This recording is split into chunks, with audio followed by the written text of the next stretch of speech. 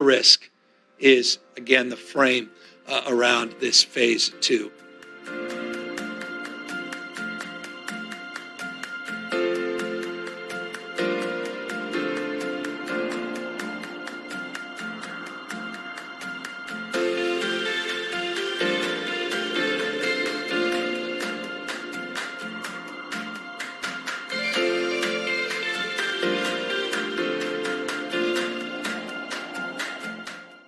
Lower risk, we are defining in the retail sector, and we'll be making adjustments this week for pickups and for all of the associated logistics and manufacturing related to retail.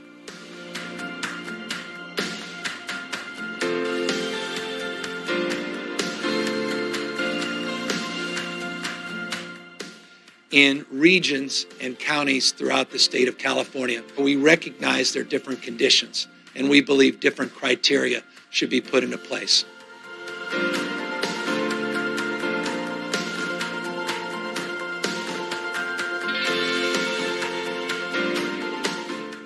This is a very positive sign, and it's happened only for one reason. The data says it can happen. But we recognize as we begin to modify, behavior is modified and possible community spread may occur. If that's the case, and we do not have the capacity to control that spread, to trace that spread, to track that spread, to isolate individuals that may have been in contact with COVID-19, we will have to make modifications anew.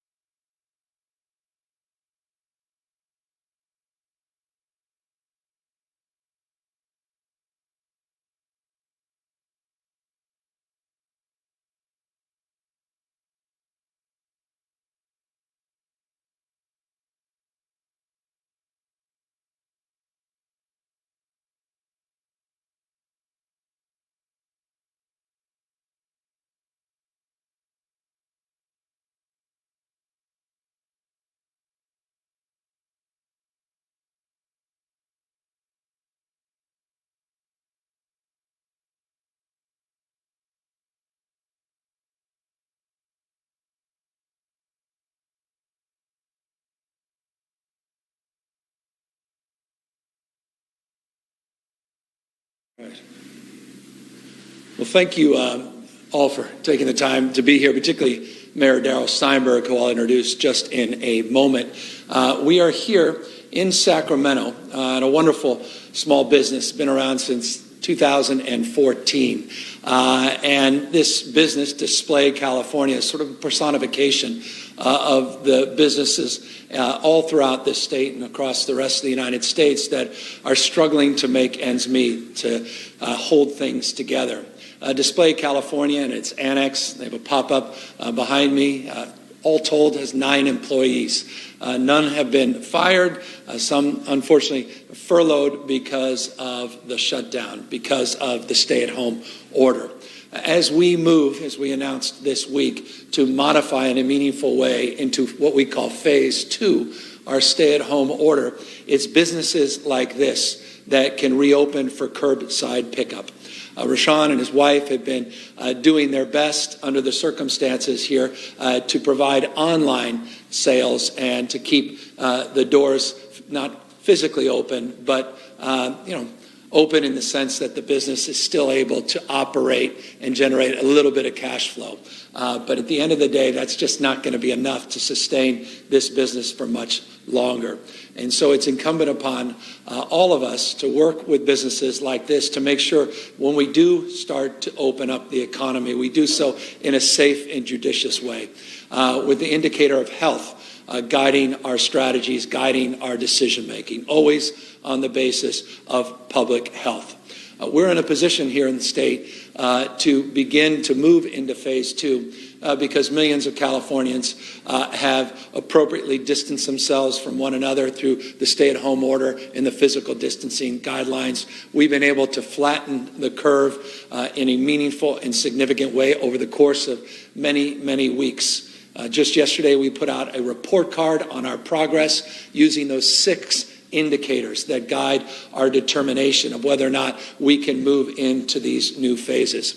We talked yesterday about new tracing and new technology that we want to put to bear to begin to track, isolate, and quarantine individuals.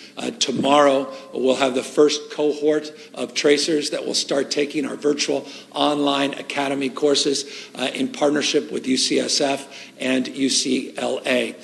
We made a final commitment to advance that effort using a new data management platform in partnership with Accenture, Amazon, and Salesforce that will be providing the ability in real time to share information and collect data on a cross-county basis. That is a fundamental part of our efforts to provide not only the workforce 10,000 in Phase 1, 20,000 within 2 months of tracers, disease detectives, and lexicon perhaps more easily understood, that will be deployed all throughout the state of California. Bottom-up, county-based led effort, utilizing the existing workforce of roughly 2,800 or so folks, just shy of 3,000 individuals that are currently doing tracing in the state of California. That augmented resource will allow us to move into this phase with our capacity in real time to determine spread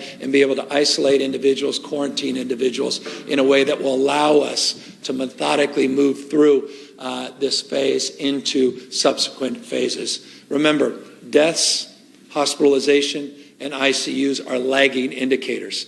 The more testing we do, our ability to track, to trace, and to isolate and quarantine, that allows us more real-time information that allows us to move into this new phase and stay in that phase in a very, again, judicious and thoughtful way.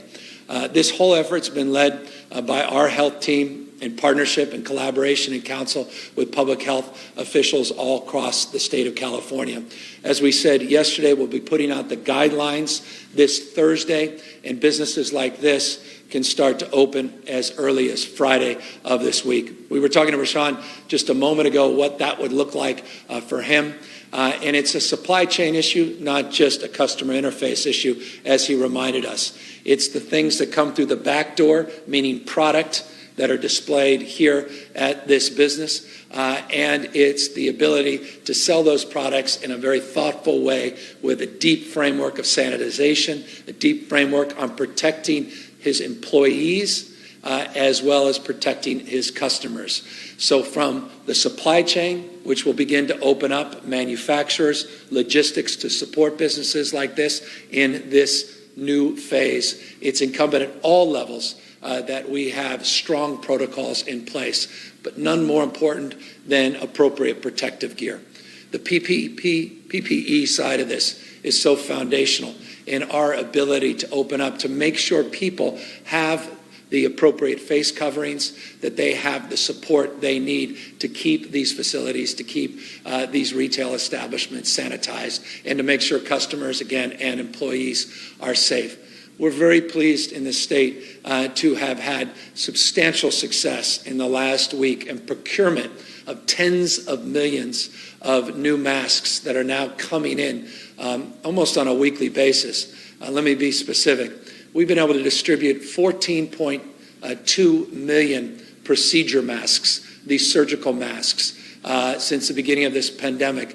We currently have an inventory of 19.3 million masks that have come in over the course of the last number of days. We'll get those masks out as soon as we possibly can.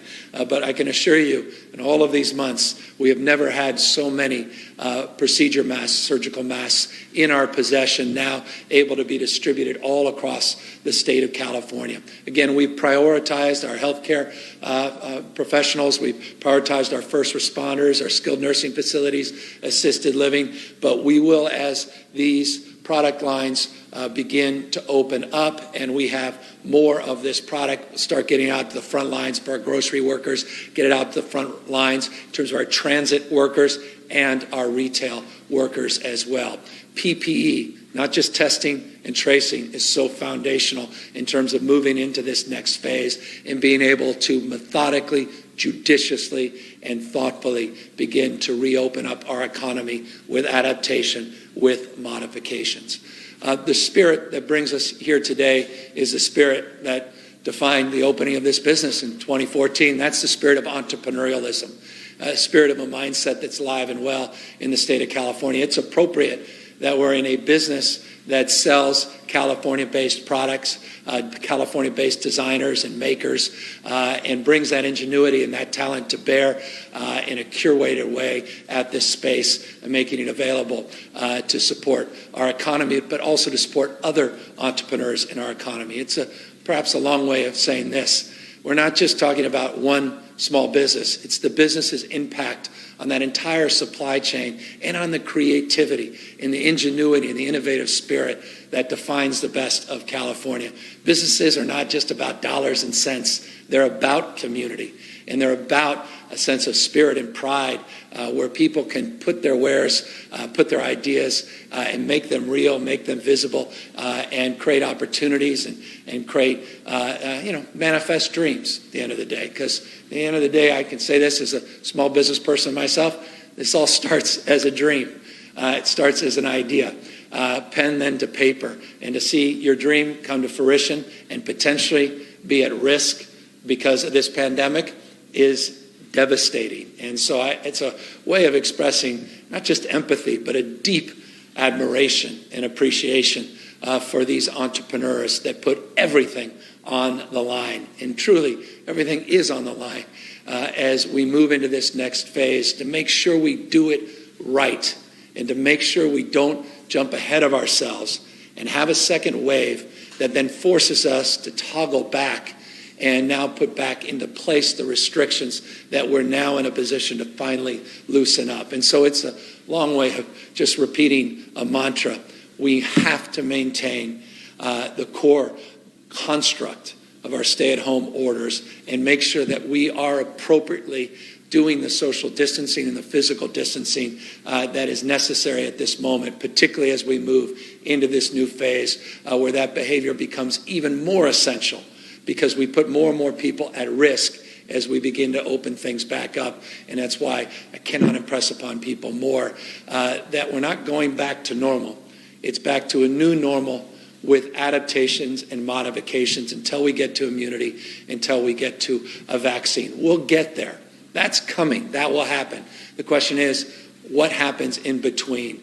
And in this state, you've just done such a remarkable job keeping that line, keeping our total number of positives, hospitalization, people vulnerable in our ICUs in a stable place compared to many other parts of this country. And I just want folks to know we're grateful to you. You're the reason we're in this position, why I'm here today, and why I'm looking forward to moving through this weekend and begin to see some new retail open up with these modifications, and to start seeing these manufacturers and logistical support begin to take shape as well, and help again start to rebuild this economy and get us back on our feet.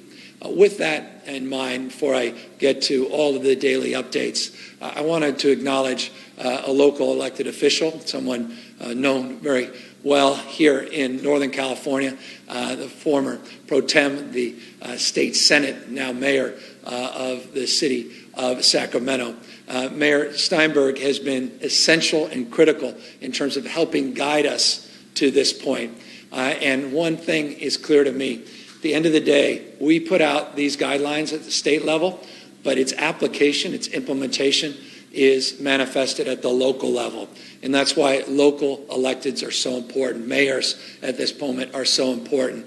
That collaborative spirit between the city of Sacramento and the state of California has been demonstrable for many, many years, but notably many months through this pandemic, including the announcements a few weeks back on Project Room Key to help Californians that are out on the streets and sidewalks and in shelters are homeless and get their support. Darrell was critical in helping advance that effort. He's critical in terms of advancing this effort as well. Wouldn't be appropriate to be at a retailer in the city of Sacramento, you should be using Monday.com. just days away from beginning to reopen parts of this economy with conditions if we didn't invite the mayor to say a few words. With that, Sacramento Mayor Darrell Steinberg.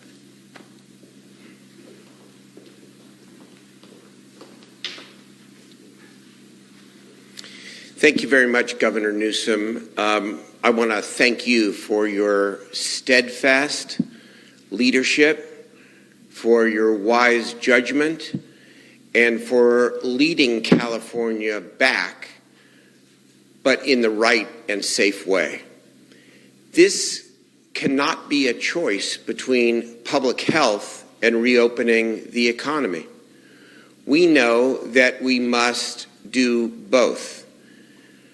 And so you have now said to us, and we are now on the ground beginning to think about the implementation. It is not a question of if, with effectiveness to the next stages, and a question of when. Or whether it is a question of how. How we go about reopening will define, as you said a moment ago, whether or not we can move with effectiveness to the next stages and open up more. And so how we reopen at the local level and throughout the state is absolutely crucial. Whatever may seem like a small inconvenience is not an inconvenience when you consider the alternative. To be able to shop at Rashawn and Maritza Davis's Display California store, but to have to pick up at curbside is no big deal. To make sure that you don't come if you're not feeling well. To make sure that with the work you have done, Governor, to assure that we have more masks, to wear masks when you're out in public, to provide that extra layer of protection, to make sure that you are always washing your hands and that we are always using the right sanitation supplies in our retail spaces.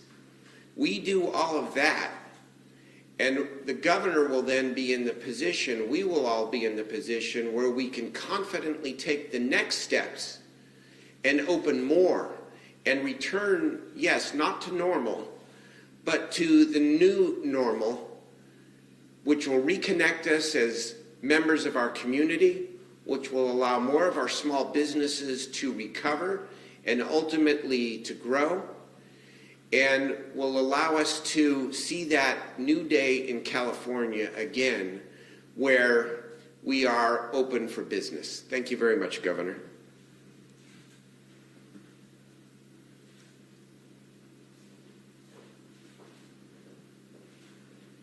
Thank you, Mr. Mayor, and again, thank you for all your leadership. And again, that central nature of partnership at the local level as we begin the application and implementation with these new guidelines will be coming up on Thursday, and the application and the conditions that we are setting forth through the weekend over the course of the next few weeks. It is just essential that we get feedback in real time from city leaders, from county leaders, and more important than all, our health directors, so that we are maintaining a public health mindset as our top priority. I also want to just extend a prioritization beyond just our capacity to begin these meaningful modifications, but also to do what we can to help support these small businesses with loan assistance.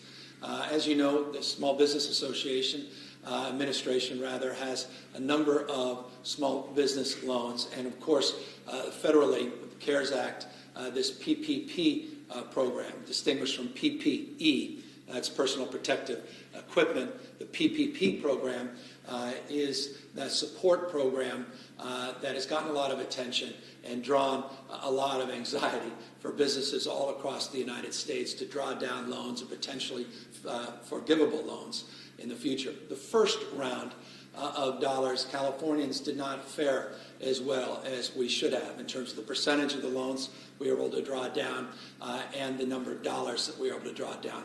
I want to just update you on the good news. The first round of PPP, $33.4 billion was distributed in the state of California in terms of those business supports, with just 60% of the second PPP program, just 60% of the second PPP program. We have already drawn down $33.2 billion.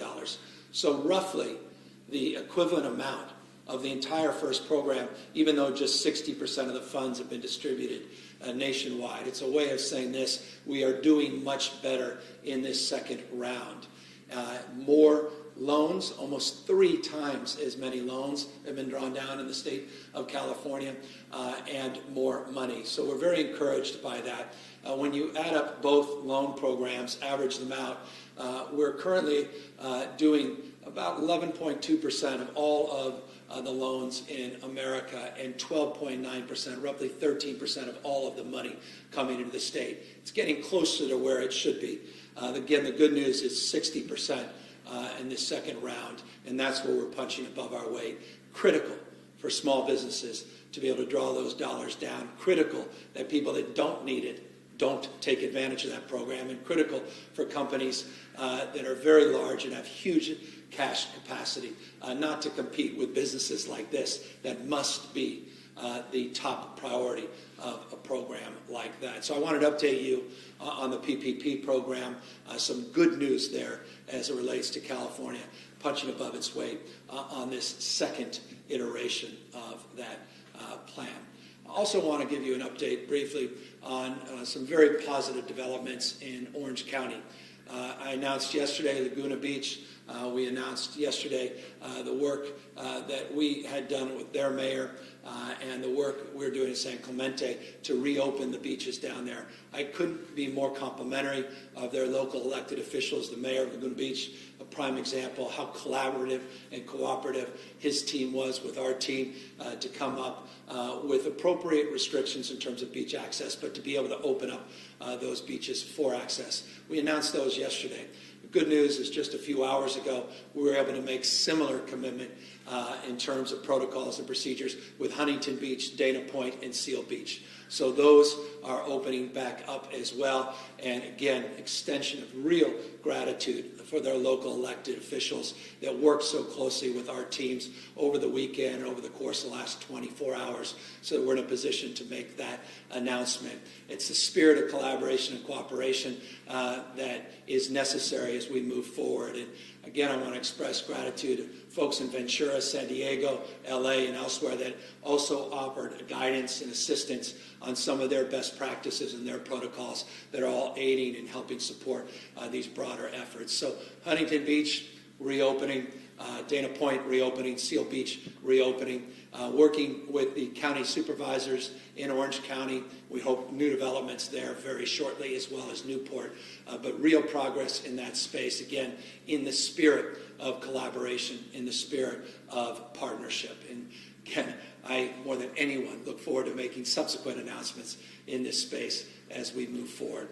Just briefly, we reached a milestone, an important one, over $10 billion of unemployment insurance we've now distributed to people all across the state of California just since March 15th. Again, this is unprecedented in our state's history. These are numbers no one thought they'd see in our lifetime. $10.1 billion, to be exact, now has been distributed. Some 4.1 million people have filed for unemployment, not since March 15th, but since March 12th. That includes people under the PUA program, a lot of letters. PUA, not PPP, not PPE. The PUA program is the Pandemic Unemployment Assistance Program, like unemployment insurance for people that are self-employed, people in the gig economy and the like. Roughly 450,000 of those 4+ million people that have filed for claims are in that category. And as you know, we're getting a stubborn amount of money out, meaning not the full amount, but getting at least $767 out as the first round of contribution as we adjudicate the facts on the actual claims. This goes deep into the issues that have been brought to the fore today through a lawsuit by our Attorney General and a number of city attorneys related to misclassification of employees, related to AB 5, vernacular, Assembly Bill 5 that people know well here in the state of California. A bill that is a full effective law. It's a codification of a Supreme Court decision well over a year ago. And in our January budget, we announced the enforcement of that in terms of recommendations to get more personnel and staff. The budget that I'll be submitting as the May revise on May 14th will further that effort. And I just say that to make this point. We have a lot of work to do in that space around misclassifications, the PUA issues related to UI issues, just undergird some of the anxiety in that space, just one of many reasons why we're pleased the state of California is taking leadership in this space. But in that transition, always there are some challenges. Final point before I open up to questions. I want to just update you on the total number of positives in the state of California, total number of lives lost, hospitalizations, and ICUs. In terms of the total number of new positives, 1,275 new positives that we identified yesterday. What's significant about that is that number is plus or minus in a margin that we've seen over the course of the last number of days. And just over the course of the last number of days, roughly the last 3 days, we've tested just shy of 100,000 people. Just in the last 3 days in the state of California. We've tested now just shy of 780,000 people in this state. Roughly 100,000 just in the last 3 days. The good news is total number of positives at 1,275 remain within a margin of error fairly steady despite the significant increase in the total number of tests. We saw 63, tragically, number is 63 people lost their lives in this reporting period. 63 lives torn asunder, 63 families whose lives have radically changed. Our heart goes out to every single one of those families. And by extension, always our concern, number of people in ICUs and hospitalized. We saw the hospitalization numbers drop yesterday. They went up modestly to the last 24 hours by 2.6%, but the ICU numbers went down 1.9%. So ICU's down today, hospitalizations up. Yesterday it was the opposite. The good news, again, in an effort to try to not confuse you, but to also be accountable to being as precise as I possibly can, we have people under investigation, the PUIs, not the PUAs. The PUIs, people under investigation, both for hospitalizations and ICUs, those numbers also dropped yesterday. It's another positive indication. If we were putting out a report card today, it would be even slightly stronger than the report card we put out yesterday. That give us, again, more confidence in our capacity to move forward with the modifications of our stay-at-home order later this week. Again, modest but meaningful modifications, phased approach, frame of health first. These indicators will guide us into this new phase. And final words before I do open up for question. We continue to have very robust and very, very positive conversations with our county and county health officials, our county elected representatives and health officials, as they understandably are inquiring about the capacity to make variance requests through self-attestments, self-certifications with containment plans that will allow them to go deeper into our phase 2. And so we are working with them hand in glove. The information around what that criteria looks like will be forthcoming well within the timeline we established and communicated yesterday. So that's a long-winded update on the day, but a very, I think, positive day in terms of some of these indicators. Caution always that this can change radically as we enter into this second phase. Now with that, happy to answer any questions. Hi, Governor. My name is Ashley Zavala. I am the State Capitol Bureau reporter for Nexstar Media Group, which has 7 TV stations across the state between San Francisco and San Diego. Our first question today is coming from Elix Michelson at Fox 11 in Los Angeles, with you hosting a roundtable later this afternoon, and then I know you had one last week. He's wondering, what's the greatest area of concern you're hearing from small business owners so far? How do you address it? How do you enforce your guidelines so everyone gets a fair chance? Yeah, I mean, it's a wonderful question. As you know, and many others, and I appreciate the frame of the question you referenced, we've been having very robust outreach, or we are engaged in robust outreach, sector by sector, all throughout the economy in the state of California. A few weeks back, we announced a remarkable group of talented individuals, some of the most well-known business leaders in the world, Tim Cook of Apple and Bob Iger of Disney among them, as well as social justice warriors on our Economic Recovery Task Force. That task force has a dozen or so, a little less than a dozen committees that are advising us not only regionally but sectorally and beginning to help us break down and work through some of the questions around guidance. I've been having a series of Zoom conference calls with business leaders of different stripes, large business, medium-sized businesses, and very small businesses to address their particular and unique needs. Today, this afternoon, we will be doing the same in our manufacturing space. We'll be doing more in the entertainment space and others over the course of the next few weeks. So it's a way of answering the question. Sector by sector, we begin to process that dialogue. Then we process the lessons learned. We're getting all the benefit of our recovery task force and the information they're providing us, and then the best practices we seek all across the country and for that matter around the world, and of course our partnership with other states. And that partnership has turned out to be profoundly more impactful than even many of us originally believed. I made a comment yesterday that our regional variation strategy came in no small part because of the leadership of Jared Polis in Colorado and Governor Brown up in Oregon and the sharing of best practices in that space. So it's all of that together that allows me to answer that question. It's not just an intellectual exercise in the abstract. It's one of deep engagement. As it relates to the application of these rules, again, localism becomes so determinative. The leadership of mayors like Mayor Steinberg, the leadership of county supervisors, and again, no substitute for the leadership of county health officials. The guidance is real, and it could be raw. I mentioned yesterday that the alcohol beverage control had reached out to 81 businesses, and 80 businesses complied. Those 81 businesses were open against the advice, counsel, and directive of their county health guidelines.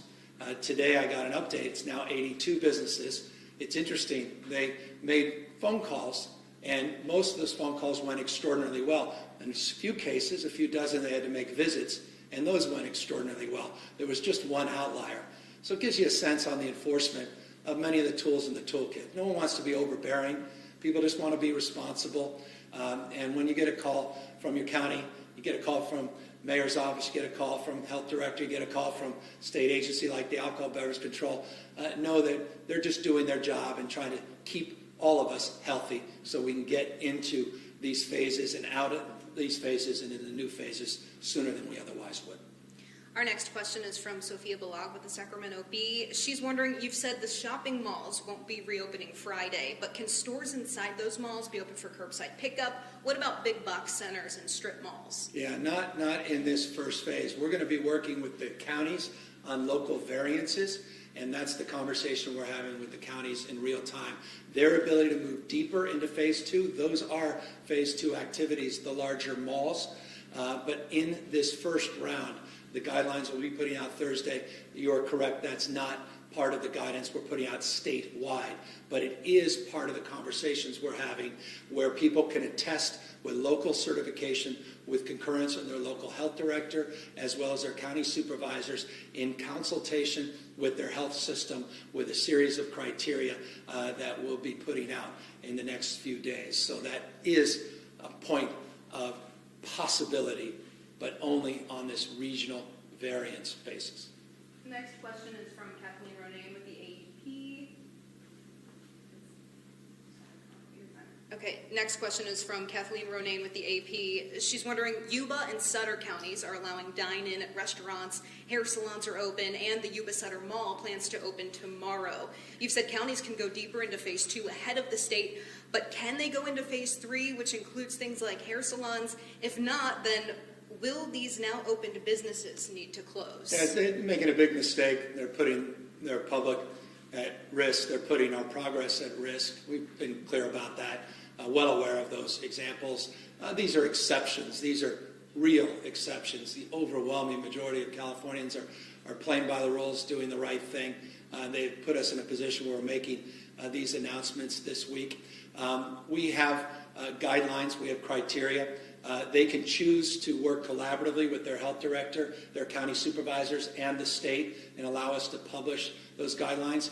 But those are not phase three guidelines. These are getting deeper into phase two. That's what the state will afford in the short term.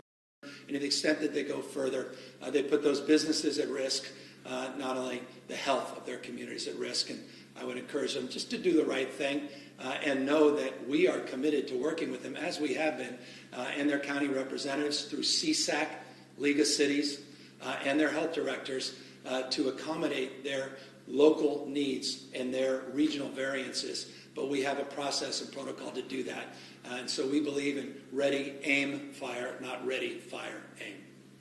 Next question is from the Wall Street Journal. What do you think of the timing of the AG's lawsuit now against Uber and Lyft in the middle of this pandemic? How do you expect it to affect those businesses while they're already reeling from the coronavirus slowdown? I think I said what I said about this a moment ago.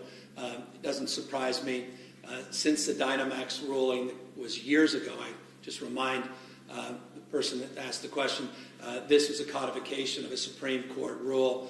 The whole issue of misclassification didn't just occur out of nowhere. It didn't just jump into the consciousness of these companies in the last number of months. It certainly well predates the coronavirus. AB 5 was adjudicated and was compromised with a number of classifications being exempted over the course of a very robust legislative calendar last year with a lot of input. Not everybody was satisfied by it, but the letter of the law has to be applied. We want to be cooperative and collaborative, but we as a state have a responsibility to do what we said we were going to do. So again, the lawsuit doesn't surprise me, and to the extent the question could have easily been asked from another perspective, does it complicate matters that those same companies want to go to the ballot to undo the law? I imagine one could ask from that prism the same question. Next question is from Sansari Tansal with Fox 40. She says, Governor, it's been 1 week since Californians could apply for the PUA. Thousands of Californians who lost jobs during the pandemic applied for regular unemployment and were surprised by a delay in help due to penalty weeks. They were told by PUA there would be a fix for them. They were told they would get a letter by May 2nd telling them how to apply and get some financial relief in these unprecedented times despite the penalty weeks issue. Thousands had started a petition about this. Multiple agencies like the Center for Workers' Rights sent you a letter about a badly needed fix for these folks. Now these workers haven't received letters and still haven't received any help. What's going on? Okay. And what's the best idea to lump this? You're good. I'll have to find the letter. Forgive me. I haven't had a chance to look at the letter directly, but I'll have Julie Sue, whose responsibility is the EDD. I just want to again thank Julie and her team for their heroic efforts. I haven't been shy about this. I think on a daily basis, almost as a daily mantra, have been not only monitoring, trying to address these legitimate concerns that were just expressed by that very detailed and important question. I talked today about the 4+ million people that have applied for unemployment insurance and the PUA program. We talked about the fact we reached the threshold of $10.1 billion that's been distributed. A couple days ago, I talked very specifically about how we moved 1,340 new people to work the phones to improve the system, how we added an additional 600 staff that are being redeployed as we speak in real time. We talked about the new chatbots on the system. We talked about the new texting technology we are putting in to bear. We talked about the fact that we extended the hours of operation of our call center since 2013. We're 8 a.m. to noon, 5 days a week. Now we're 8 a.m. to 8 p.m., 7 days a week. And how all of that is not good enough. That people are rightfully frustrated because of the deep anxiety and stress they have about their ability to pay even for basic things like food and transportation, let alone housing. And so we continue to do everything in our power to improve that process, including changing the criteria to which we adjudicate these claims. The PUA process is novel for us across this country, and we are sharing best practices to the extent we can find them. We have 450,000 people in the queue of those 4.1 million people that are in the PUA category. We're able to get checks out, $767. That's the $600 check that comes from the CARES Act plus the $167, which is the minimum payments to get those processed as quickly as we can. And now we have to address those deltas on those claims that go deep to that question. And we are doing our best in real time to make real a lot of the things that were promoted in that program. This is hardly a satisfactory answer to those that want their check and want it now. But I will just say this. I'm very proud of Julie Sue and her team in this respect, that before this pandemic, there was a 3-week period to which we would get a check distributed. They've been able to continue in that spirit despite the unprecedented number of calls, unprecedented number of checks that have had to be distributed. And when I say checks, let me just also be candid with you. These are not always checks. These are debit cards. And we have a partner with one of the largest banks in the world. They ran out of plastic. They didn't even have the capacity because of their responsibilities to do similar work all across the country to even get the debit cards. We worked with them to work some of those issues out. This was a few weeks ago. It's just one of many examples where we're all just trying to do our best, and best is not good enough. And to the extent that the details of a letter that I unfortunately am not privy to at the moment, forgive me, the multitudes, the stacks of letters I am receiving, forgive me for not having read that specific letter. Julie Sue, I'm sure, has, and she'll get back to the questioner. Next question is from Doug Sovereign with KCBS. He's wondering, I'm sure you've seen the new IHME and CDC models that project big spikes in both cases and deaths after states reopen and people have more contact with each other, although they don't project such a spike in California. What does the latest run of California's model show? Why isn't the state's model more public? There are many people in the Bay Area and really across the state who fear it's too early to allow more reopening. How hard is it going to be to reinstate shelter-in-place orders if relaxing does bring a spike and the horse is already out of the barn? I can add about a dozen more questions to those questions, and they're all open-ended questions and the right questions to ask. So the questions we're asking in real time, we're trying to answer in real time the questions we pose to the folks up in Yuba, folks that want to open earlier. I want to go even further than the modest but meaningful modifications that are part of the announcement that we are advancing here today. So look, we're going into this very thoughtfully. very soberly. We recognize the challenges, but as well, we also recognize that the indicators we put out consistently have updated the public on. Those indicators are guiding our decision making, and a lot of those indicators are positive in terms of allowing us the confidence to move into this next phase, into the second phase, in a very thoughtful and judicious way. Doug is absolutely right. We recognize that certain parts of the state are in different conditions, different environments where they don't even want to get into this second phase yet. And that's why we were crystal clear yesterday that we're not preempting local decision making in that respect. We're allowing stricter guidelines to remain in place in parts of the state where those concerns are more legitimate, more valid. So we listen to people in real time. We collect the data in real time.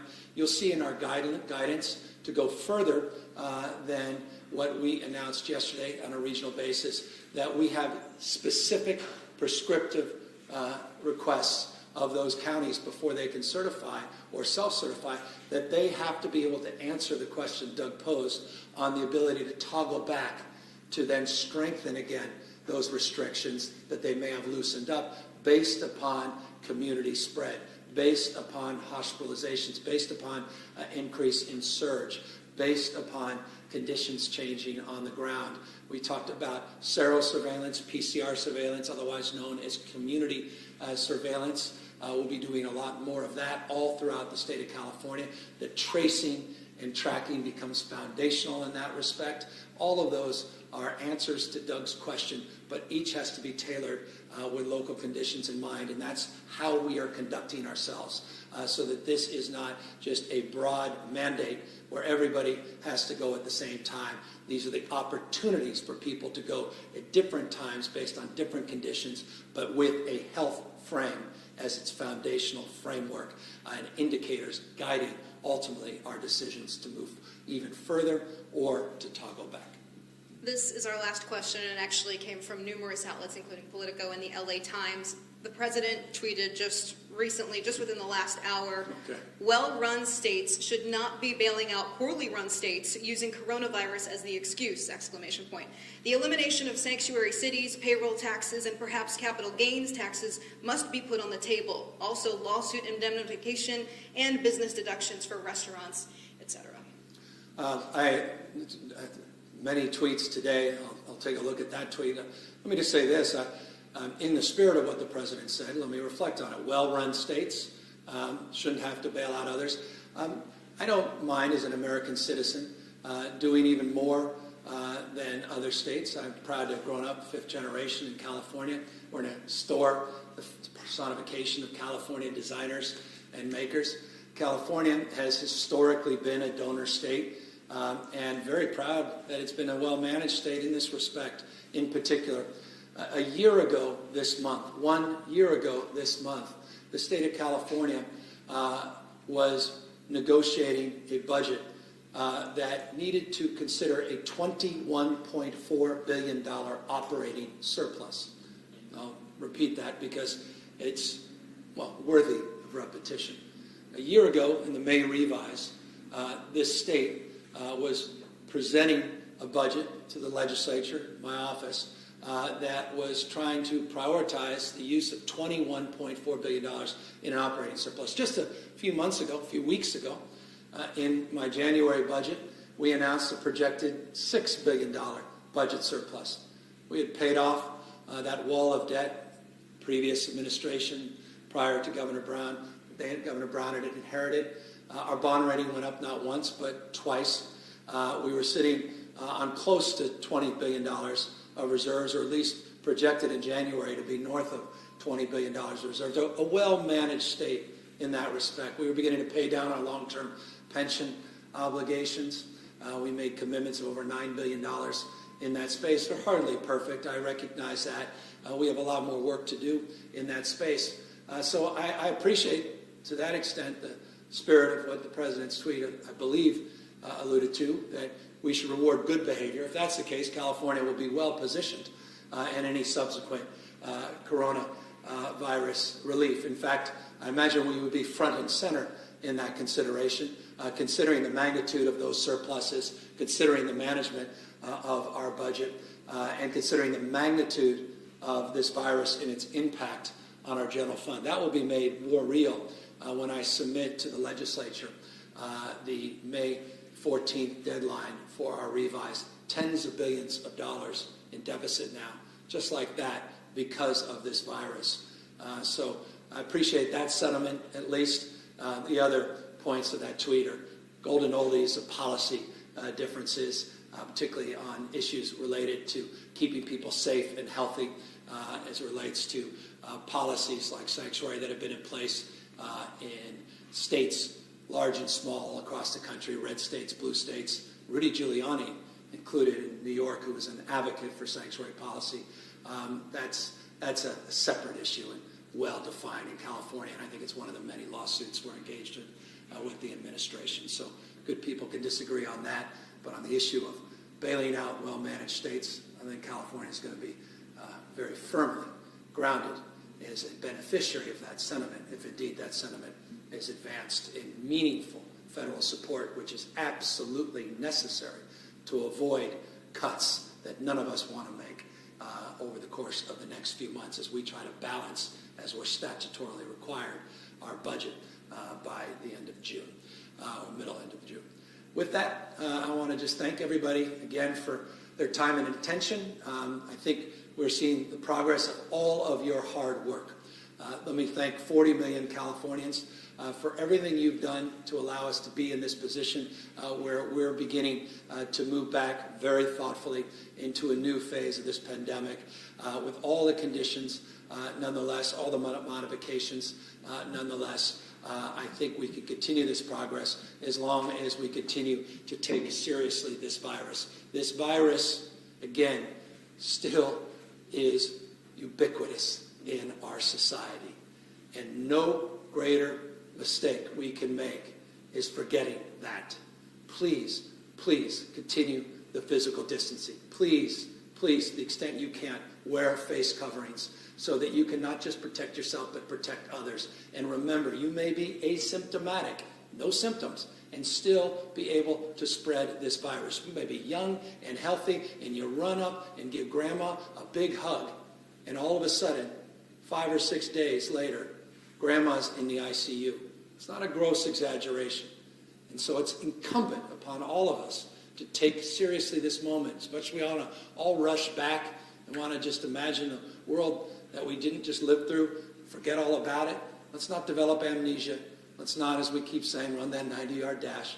Let's continue to move into this new phase the way we moved into that stay-at-home order. And that's the spirit of Commonwealth, the spirit of collaboration that's defined the last 2 months in this state. Take care, everybody. Thanks for taking the time checking in.